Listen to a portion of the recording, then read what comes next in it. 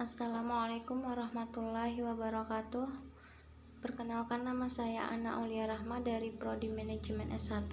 Saya di sini akan menjelaskan koperasi simpan pinjam dan perusahaan asuransi. Pengertian koperasi simpan pinjam atau KSP. Pengertian: KSP merupakan badan usaha yang terdiri dari beberapa anggota perseorangan dengan sifat terbuka atau sukarela dan dikelola mandiri sekaligus demokratis. Inilah mengapa kekuasaan tertinggi ada di rapat anggota tahunan atau disebut AR, RAT. Keuntungan koperasi diwujudkan dalam bentuk SHU, sisa hasil usaha, dan dibagikan secara adil kepada seluruh anggota berdasarkan kontribusi mereka terhadap lembaga. Dalam menjalankan usaha, koperasi simpan pinjam memiliki modal yang terdiri dari yang pertama, simpan pinjam pokok, merupakan simpan yang pertama kali dibayar oleh anggota koperasi saat bergabung menjadi anggota. Yang kedua, simpanan wajib, merupakan simpanan bersifat wajib yang harus dibayarkan semua anggota setiap bulan.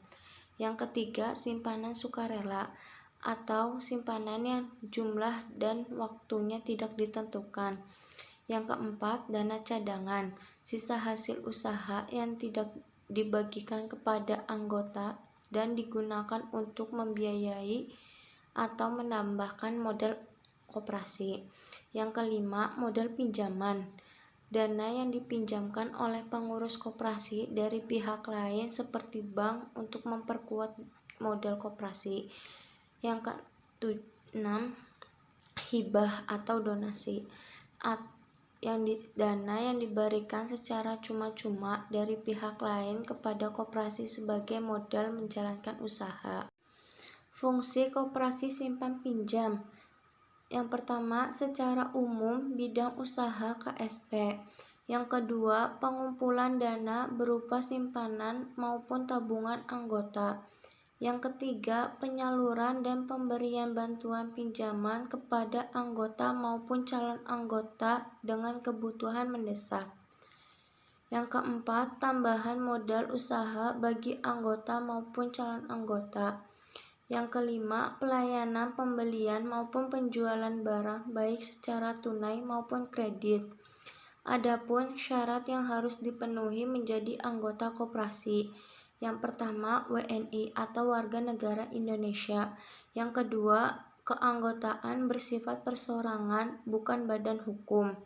Yang ketiga, mau membayar simpanan pokok dan wajib sebagaimana ketentuan lembaga. Yang keempat, menyetujui anggaran dasar atau AD, anggaran rumah tangga atau ART, dan ketentuan yang berlaku dalam koperasi.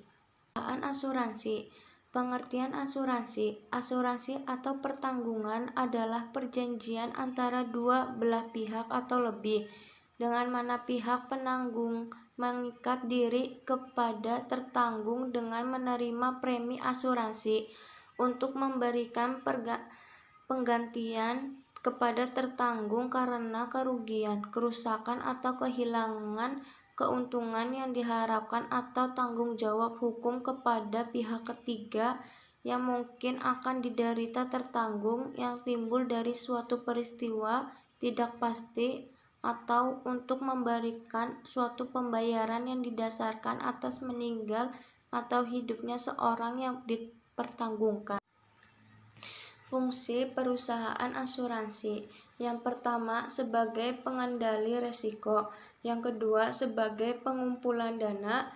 Yang ketiga, sebagai pengelola premi seimbang. Kelebihan dan kekurangan dari perusahaan asuransi. Adapun kelebihan dan kekurangan dari perusahaan asuransi yaitu kelebihan perusahaan asuransi bagi perusahaan. Yang pertama, keuntungan dari premi yang diberikan ke nasabah. Yang kedua, keuntungan dari hasil penyertaan modal di perusahaan lain. Yang ketiga, keuntungan dari hasil bunga investasi di surat-surat berharga.